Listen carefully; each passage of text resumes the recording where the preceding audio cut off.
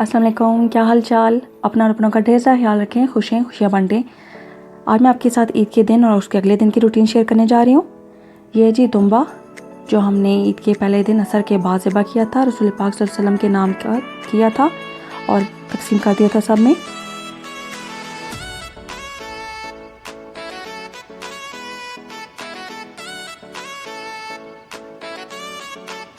तो ये दिन को बना था मटन ग्रेवी, क्योंकि ईद का दिन हो तो सबकी अपनी अपनी पसंद होती है। और बकर ईद हो फिर गोश्त की सबकी अलग अलग पसंद होती है। किसी को बाल्टी चाहिए, किसी को फ्राई, किसी को शोरबे वाला। तो यहाँ पे तैयार हो चुका है।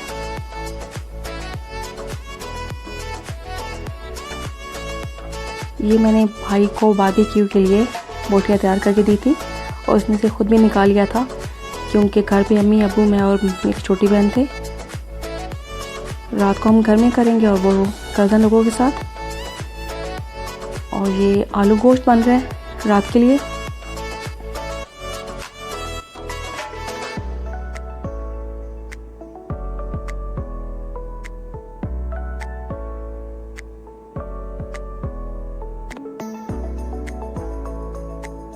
वैसे ईद के 2 दिन ही आप गोश्त खा सकते, बल्कि ईद के पहले दिन ही जो सुबह बनना शुरू होता है कुर्बानी के बाद, कलेजी पाए मुख्तलिफ़ चीज़ें, तो इंसान ना बस कर जाता है।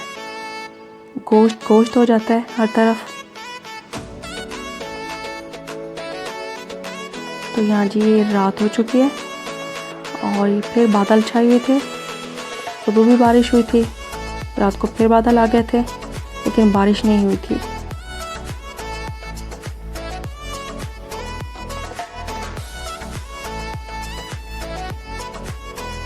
तो चले अंदर चलते हैं। आज मैं आपको मिलवाती हूँ चूज़ों से।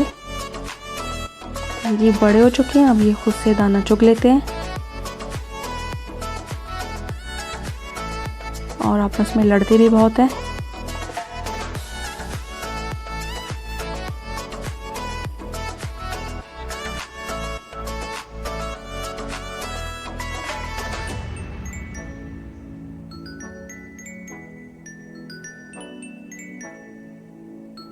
तो अब हम बना लेते हैं जी टिक्के। यहाँ पे मैंने टिक्के बनने रख दिए हैं। लाइफ में पहली दफ़ा मैंने खुद से कोयले जलाए थे, वैसे भाई लोग ही जलाते हैं और शुक्र है जला लिए।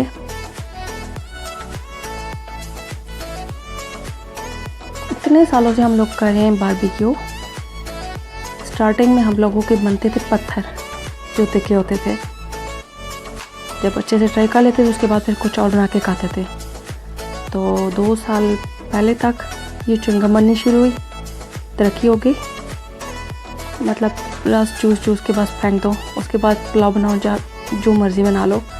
तो अल्लाह का शुक्र है 2 साल से अब बहुत अच्छे बनते हैं। मतलब हर चीज़ के पीछे बड़ी एफर्ट होती है।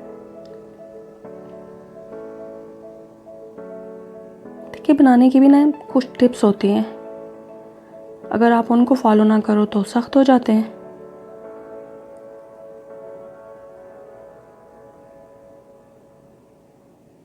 या कच्चे रह जाते हैं। तो यहाँ बहुत परफेक्ट बने थे।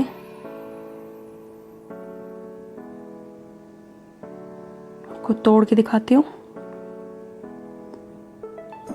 बहुत अच्छे से ये बने थे और मसाले भी बहुत ज़बरदस्त लगे थे।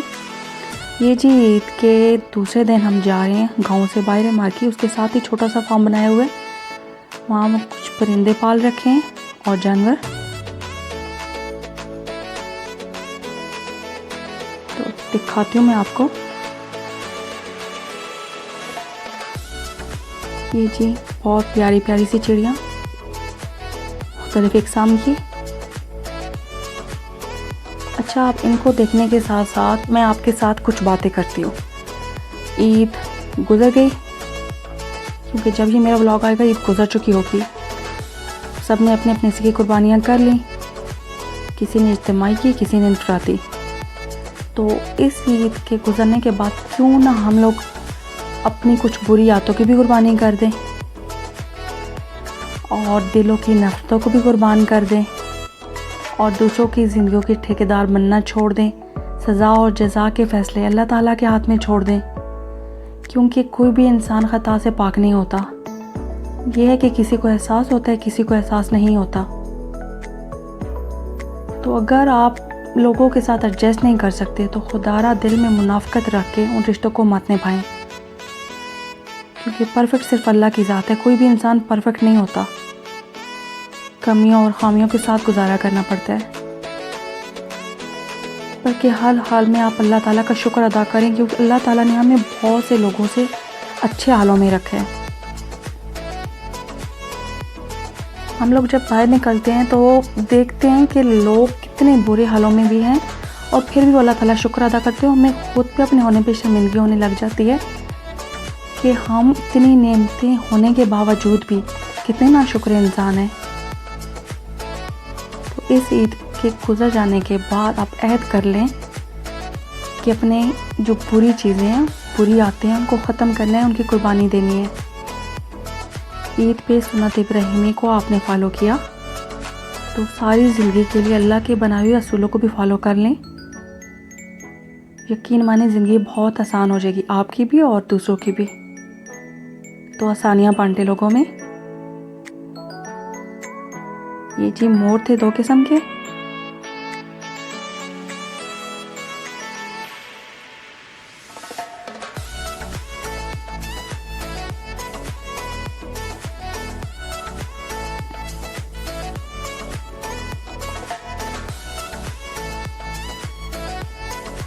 कबूतरों ने बच्चे भी निकाले थे, लेकिन मैं आपको अंदर जाके नहीं दिखा सकती थी।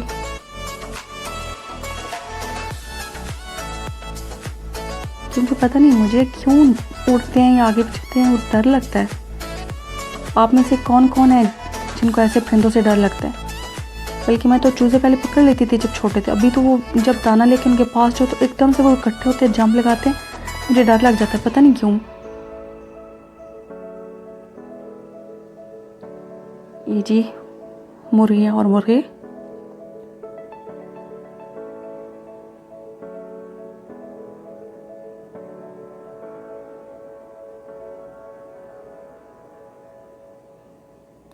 अभी इनके अंडे भी उठाते हैं और अंडे उठाने में इतना मज़ा आता है।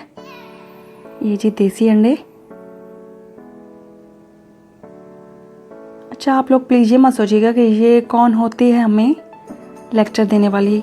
मैं नाचीज़ इंसान हूँ, बल्कि मुझ में ख़ुद बहुत कमी और खामी है। बस ऐसे ही एक दिल में बात आई तो आपसे शेयर कर दी। ये जी अपने पौधों की मिर्च थी, तोड़ी थी। ये अनार अभी कच्चे हैं।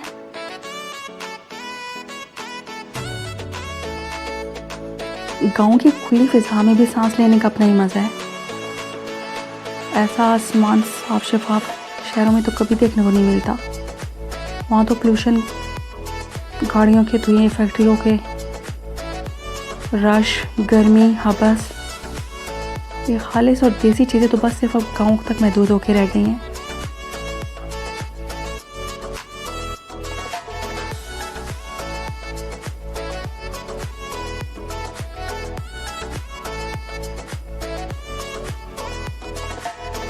देखिए आसमान में कितने रंग हैं। बेशक अल्लाह ताला की ज़ात कादिरुल मुतलक है। ये जी बकरी चल रही थी और इसके ऊपर ऐसे परिंदा आके बैठ गया था, तो मैंने ये छोटा सा क्लिप बना लिया। बकरी अपने चरने में इतना मसरूफ़ है, उसको कुछ पता नहीं है कि मेरे ऊपर कौन बैठा है कौन नहीं। और ये इतना ज़बरदस्त लग रहा था कि ब्लैक कलर का परिंदा और ब्लैक कलर की बकरी। कुछ भेड़े और बकरियां जो हमने पाल रखी हैं। बकरी भी काफ़ी थी, लेकिन वो इस ईद पे बेच दी है, तो अभी सिर्फ बकरियां रह गई हैं।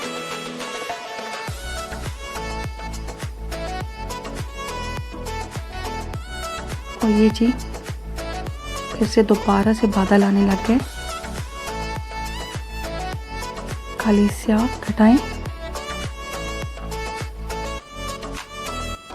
मौसम बहुत खुशगवार हो गया था, बारिश भी हुई थी हल्की सी, लेकिन खुल के बादल नहीं बरसे थे।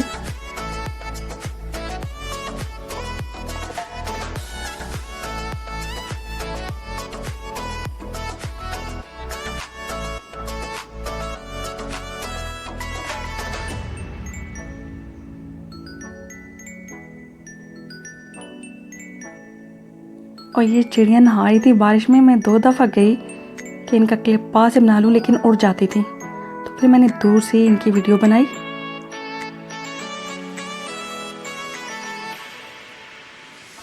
गर्मियों की बारिश हो, हर चरिंद परिंद इंसान खिल उठता है।